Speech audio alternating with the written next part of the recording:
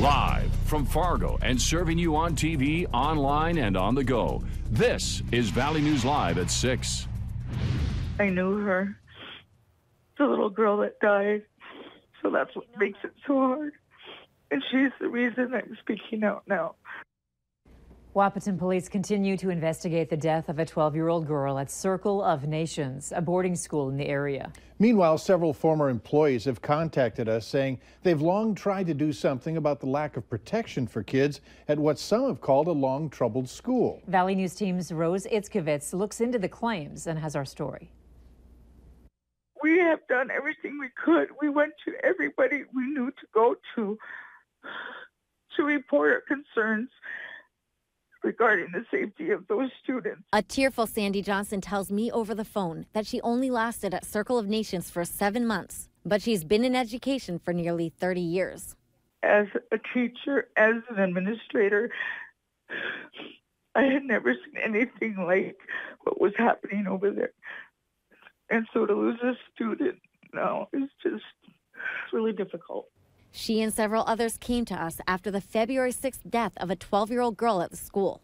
Some, like Johnson, saying they lost their jobs due to constant efforts to improve the safety of students. Everything from suspected gang activity to assaults among students, not enough supervision. Others quitting out of frustration. The Wahpeton police say the death is still under investigation. Chief of Police Scott Thorsteinson tells me they're waiting to find the cause before releasing any additional information. But one thing he could tell me, the death was not of natural causes. I visited the school and met with Superintendent Charles Morin. He says the former employees were disgruntled and the school has an excess of counselors according to state law by 3.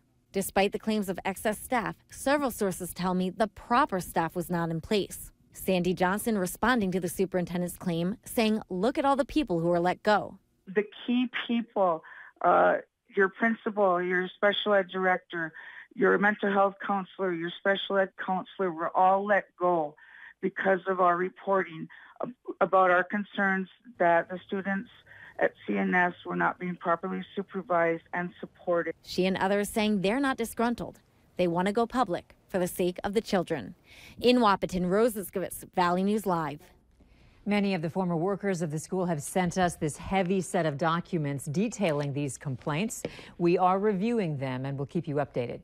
If you need help uncovering fraud and corruption in your community, call our whistleblower hotline and we'll do our best to get to the bottom of it. That number, 237-6576. You can call and leave your tip, and then a member of our investigative team will get on the case and go to work to expose the truth. NDSU students had a bit of a surprise over the lunch hour today when a visiting cow broke loose on campus. A viewer sent us this video. An NDSU spokesperson says once the cow got tired, students were able to direct it back into its corral.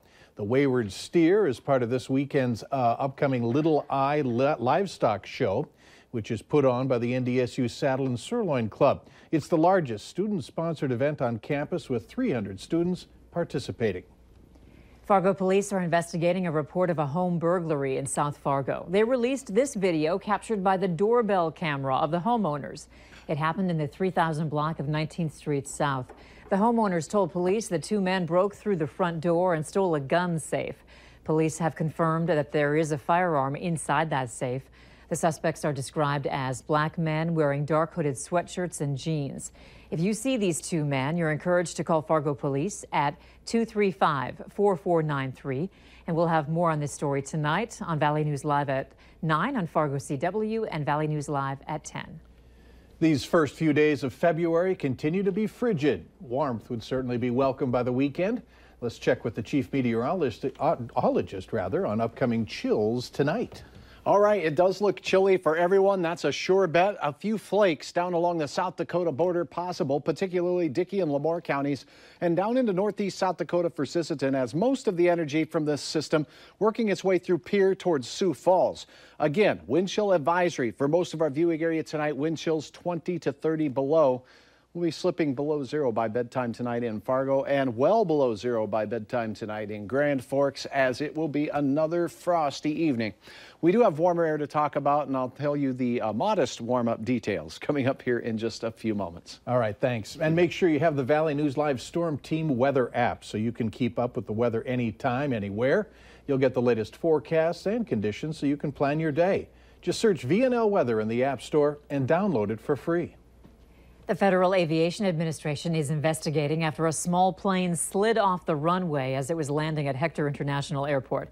It happened around 5:30 last night. Investigators say they believe some of the landing gear collapsed, causing the plane to slide into the grass.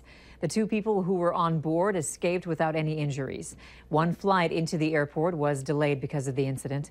There's no word on why the landing gear failed. One person is in custody after a two-vehicle crash in North Fargo. It happened around 7 a.m. at 15th Avenue and 12th Street North. Police say they led one person away from the scene in handcuffs. There's no word on any injuries. We're still waiting to find out what charges the person in custody may be facing. Fargo police are alerting the public about a high-risk sex offender living in the city. John Bussert is now residing at 1320 2nd Avenue North in Fargo.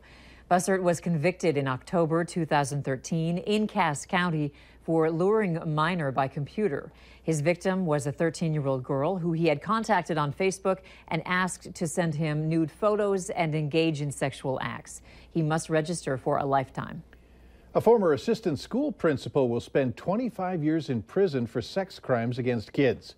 35-year-old Brandon Bjerknes was sentenced in federal court after pleading guilty to coercion of a minor and child porn. Investigators say Bjerknes, who used to work in Bemidji, posed as a young teenage boy on social media, encouraging girls and boys as young as 12 to send him sexually explicit photos. Fire officials are looking into what caused a house fire in Jamestown yesterday afternoon that displaced a homeowner and a dog. It happened at 1105 16th Street Southwest. According to reports, a passerby reported smoke coming from the house. Officials believe the fire started in the kitchen. Smoke damage forced the homeowner out of the house. There was reportedly significant damage to the home. The Red Cross is providing emergency housing for that homeowner. The 2018 Winter Olympics are upon us. Some competitions already underway, like curling and ski jumping. Opening ceremonies are tomorrow, starting tonight. Christy Larson and Chris Berg will be bringing you the Olympic Zone Show. It's going to run through February 24th at 6:30 here on KVLY. This means that the Wheel of Fortune is going to move over to KX4 at 6:30 in place of Point of View. The opening ceremony for the 2018 Winter Olympics from Pyeongchang, South Korea, will air Friday starting at 7 o'clock. So stick with Valley News Live for updates on all your favorite teams and athletes. Later on Valley News Live at 6, people in the Valley are opening their wallets and their hearts to help the area's nonprofits. An update on Giving Hearts Day 2018. Up next, as the wait for medical marijuana in North Dakota continues, the work to get a system in place continues.